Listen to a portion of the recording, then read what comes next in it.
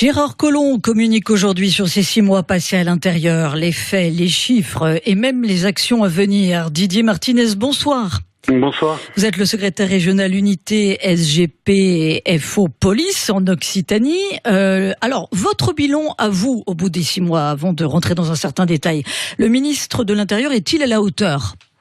Écoutez, on ne peut que constater quelques initiatives. Néanmoins, force est de constater qu'on est un peu à côté de la plaque et ça va très très lentement. Quand je vous dis ça, c'est parce qu'il y avait une attente considérable de la corporation policière. Le malaise policier, il date de plusieurs mois, voire plusieurs années, et il fallait très très vite réagir et j'irais prendre le train en marche immédiatement.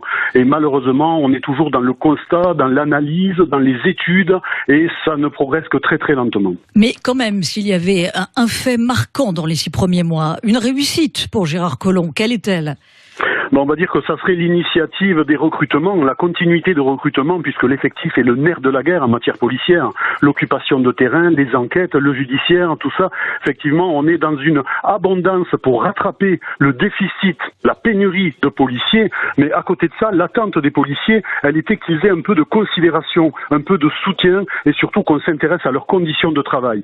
Il y a tout récemment eu des réunions, des comités techniques où on évoque les 5 week-ends sur 6 où les policiers de terrain travaillent et où on demandait, suite à cette exaspération, à cette saturation des policiers, à ce qu'ils puissent, avec un nouveau cycle de travail, bénéficier d'un week-end sur 2 en famille. Eh bien, cette disposition, on a toujours une fin de non-recevoir ou en tout cas une lenteur inacceptable et nos collègues sont toujours aussi en colère à l'heure où je vous parle. Bon, cela dit, le chantier est immense. Gérard Collomb pointe du doigt le fait qu'il a redéployé le dispositif Sentinelle, qu'il est plus flexible, qu'il est plus mobile.